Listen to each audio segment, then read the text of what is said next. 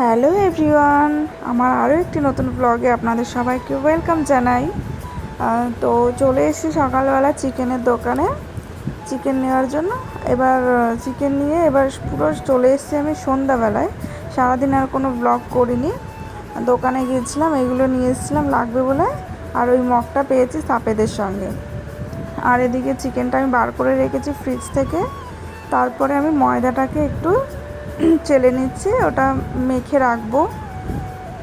কারণ আজকে হচ্ছে পাশের বাড়ি মামি ওনার মেয়ে এসেছে, বাচ্চাটা এসে, তাই হলো তাদেরকে একটু রাতে খাওয়ার জন্য বলি। তার জন্যই আমি ওরা লুচি খাবে বলছিল, তো চিকেন কষা আর লুচি করব। তার জন্য প্রথমে ময়দাটাকে ভালো করে একটু ময়াম দিয়ে একটু মেখে নিচ্ছি, তারপরে ভালো করে জল দিয়ে মেখে রেখে দেবো আর কি অনেকক্ষণের জন্য।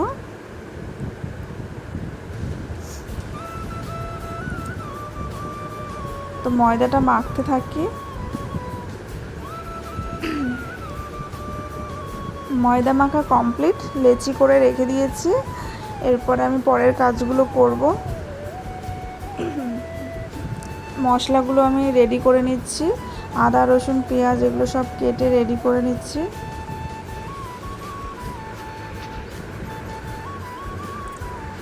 মশলা রেডি থাকলে বেশিক্ষণ কিন্তু চিকেন রান্না করতে বেশি টাইম লাগে না। তো মশলাটা আগে রেডি করে নিচ্ছি, এবার চিকেনটাও তাড়াতাড়ি রান্না হয়ে যাবে। কারণ বাচ্চারা তো, ওদের খিদে পেয়ে যাবে। এবার রাত্রিরও হয়ে গেছে, তাড়াতাড়ি করার চেষ্টা করছি।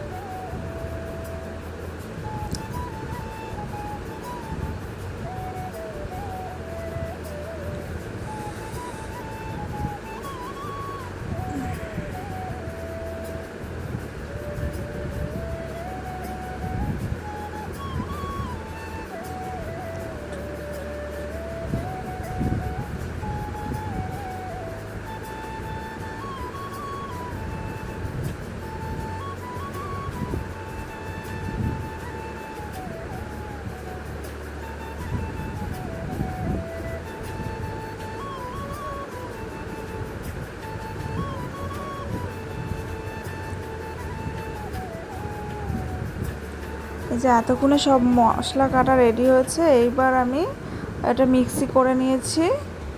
তারপরে এবার আলুগুলোকে আমি ভালো করে কেটে নেব। আমার বেশ এই স্ক্র্যাপার তারপরে ছুরিতে কাটতে বেশি মনে হয় সুবিধা হয়, ওর জন্য আমি তাড়াতাড়ি এটাতেই করি।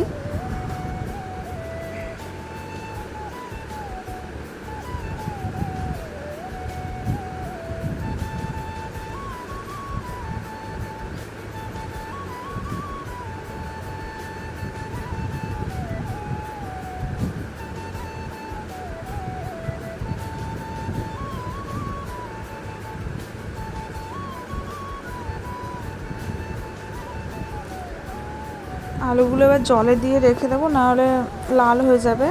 আর এদিকে আমার পেঁয়াজটাও কাটা হয়ে গেছিলো, সেটাও আমি রেখে দিয়েছিলাম কেটে।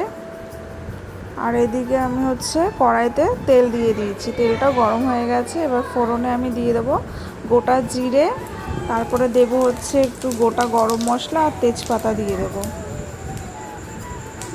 চিকেন রান্না তো সেরকম বেশি খুব যে কঠিন তা তো না, সিম্পল আর কি, মোটামুটি সবাই চিকেন রান্না করতে পারে।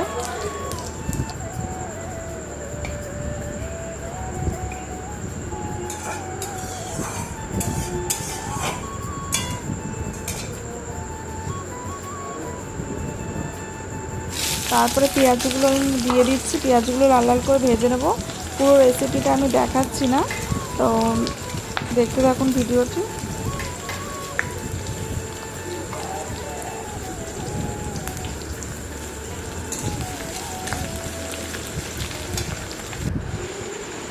আর চিকেনটা কষছে, এটা কষা কষাই হবে, ওর জন্য আমি এটা ঢেকে ঢেকে ভালো করে কষিয়ে নিচ্ছিলাম।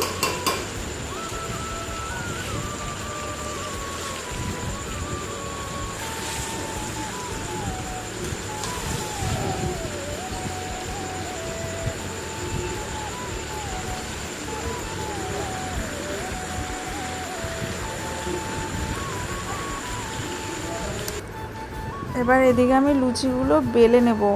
লুচি আমি বেলতেই পারি না ভালো, যা হয়েছে আর কি, তাই খেতে হবে। একটা লুচিও আমার ঠিকঠাক বেলা হয় না, খুব কম হয়তো বাই চান্স হয়তো ভালো হলো, কিন্তু বেশিরভাগটা এরকম টেরা বেঁকা হয়ে যায়।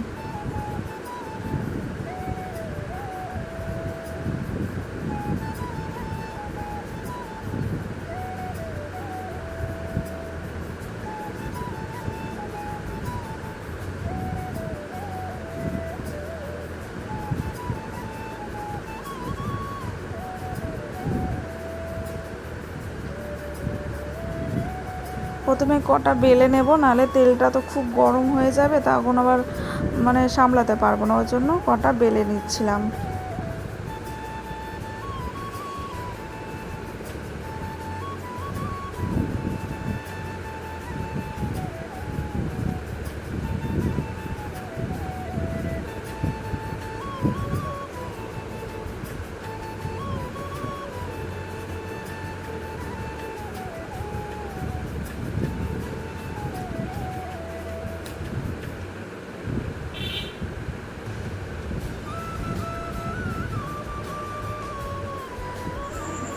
তেলটা ভালোই গরম হয়ে গেছে, এবার আমি লুচিগুলো ভাজা স্টার্ট করলাম। তেলটা অনেকটাই গরম হয়ে গেছিলো, বুঝতে পারিনি, প্রথম লুচিটা একটু বেশি লাল লাল হয়ে গেছিলো।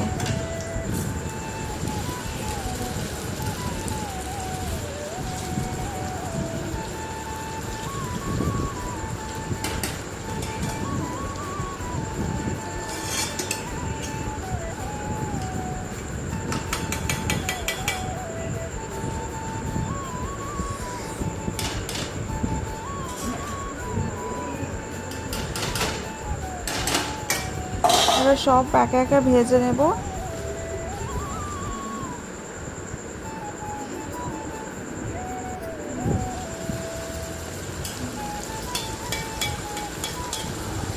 লুচিগুলো যেরকমই বেলা হোক, কিন্তু লুচিগুলো ফুলেছিল বেশ ভালোই।